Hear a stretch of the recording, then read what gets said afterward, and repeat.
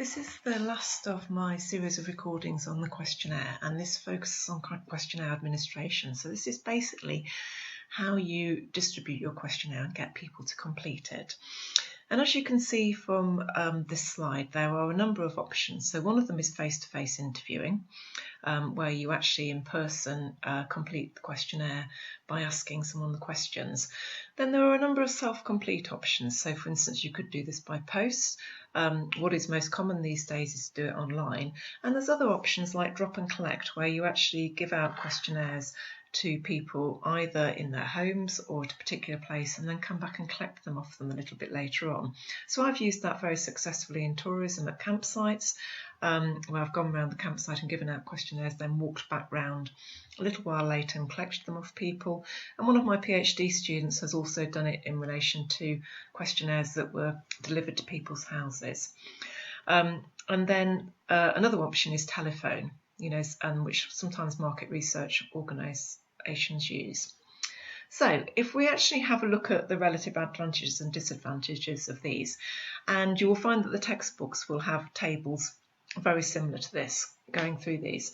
So if you take the first one, face-to-face interviewing, it is actually, people quite like this, being asked the questions, so you can often build up quite a good rapport with people where they're quite positive at answering things and you get good responses.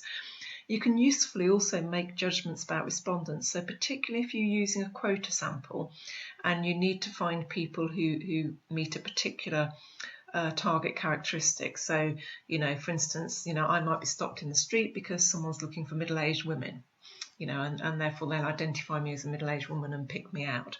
And they might need more middle-aged women in their sample to meet their quota.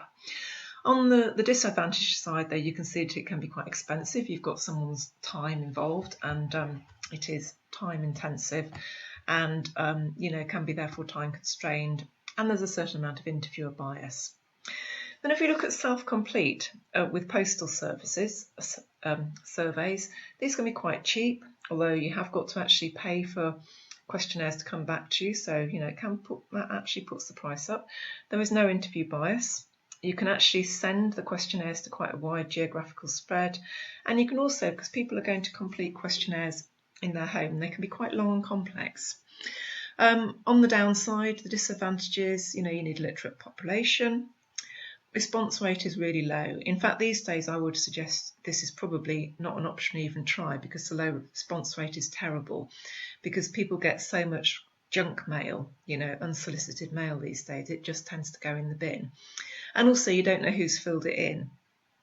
So I've seen evidence when postal questionnaires have been used of children filling it in because a parent gives it to a child as something to do. Generally I think self-complete postal surveys have probably had their day, but they might be useful in certain contexts. Then there's self-complete online. This is probably the option that almost all students tend to use these days. Not all, because it depends on your project needs, but it is very, very popular. It's very cheap. You get responses fast. In fact, if you send out a questionnaire link, you get most of your responses within 24 hours. You can design the questionnaire so that routing is possible, so that if you don't want certain people to answer certain questions, they get taken past those questions, so it's easier for the respondent to complete. On the downside, you don't know who's answering them. You don't know who it's gone out to. People might have shared the link to all sorts of different people, and you can sometimes find questionnaires hijacked on a topic because a particular group wants to make a point in the feedback given in a questionnaire, and therefore they send it on to their friends to try to manipulate the findings. It can be difficult to target the correct people, so unless you've got a database of people who participate in a particular sport, you have to think, well, how do I find those groups of people? The participants have to have the technology, which is okay, it's becoming much more widespread. But, there are groups in society who don't have smartphones, who don't have access to computers, and in certain contexts that might limit the number of people who reply. And the response rate is unknown because you just don't know how many people have actually seen the link, and therefore you can't calculate response rates. Then you've got self-complete drop and collect. And I said a moment ago, I've used this before and I've had PhD students use this before for good effect. So you actually meet people, as you hand the questionnaire out, and therefore you can convince people to take part so you get good response. Again, you can make judgments about respondents, so if you need to choose people, you can do that.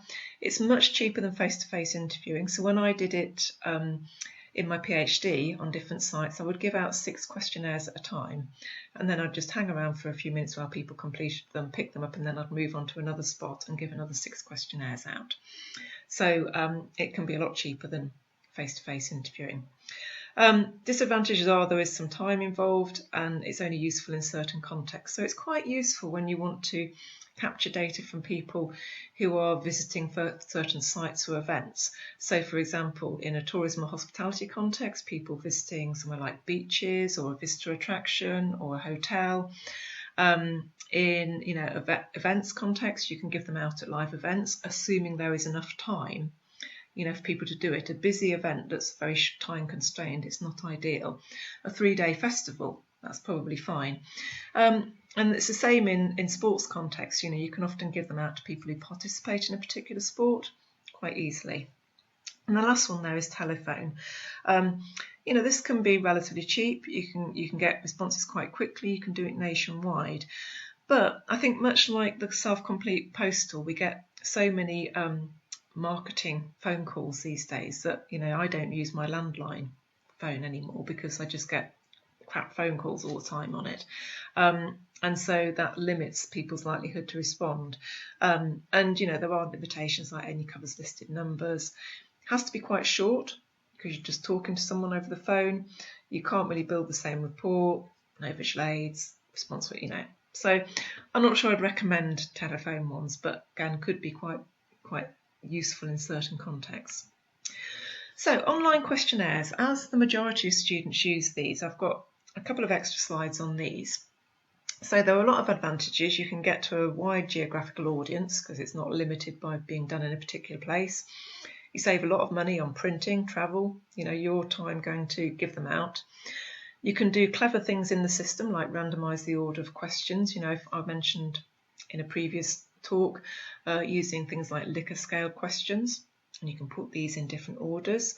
And you can even do other clever things like the way people answer one question, that can go into the question wording of another question, so that you can make it very specific to their answer options. And you can route your respondents through a quite complex series of questions, some of which will and will not be relevant to them. And you can force people to give a response. So that's what's called the required response option. So there's lots of really good things with online questionnaires. There are other more challenging things related to, who the questionnaires go out to and how you get a link to them. Now, there are various online questionnaire systems, some of which you might have heard of. So 2 very common and popular ones are SurveyMonkey and Google Forms. I understand that Google Forms is free, and SurveyMonkey is free up to a certain number of questionnaires and a certain number of questions. Now, what I would suggest, because you're Bournemouth University students, you've got free access to the JISC online questionnaire tool. And I've put a link to this and how you deal with this on Brightspace. I would use this because it's free. It's very, very good. It's better than the others. Okay, so it is your best option and it's completely free. And all of these questionnaire systems, they have standardised question options. They give you various data output options, which typically are in Excel, but can be SPSS. Now, SPSS is the software package that we use and teach for analysing questionnaires. Now, the JISC online questionnaire tool gives you your output in SPSS. So it saves you lots of effort of converting Excel files to SPSS format. So again, it's another reason for using the JISC online questionnaire tool. These tools will also do some basic descriptive analysis for you. So if you want to have a quick look and see, how many, men and women you've got, how many people have, agreed with a certain question or not, it's quite good for getting a quick insight. So, that my conclusion there really is, if you're using online questionnaires, use the JISC online questionnaire tool. And then lastly, distribution of questionnaires. Now, this actually links to your sampling and your sampling decisions. So that's really where you make your decision about this, and you need a sampling protocol. You need to explain the sampling approach that you're using and justify why that approach is relevant to your study, then explain how it was implemented. Now, we'll cover more on this under the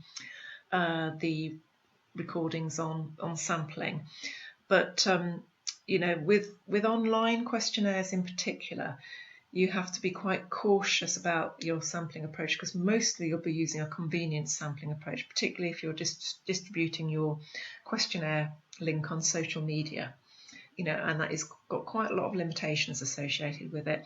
But if you have got a sampling frame and you've got a database of all the people, then you could do some random sampling from that sampling frame. But more on that under the sampling section.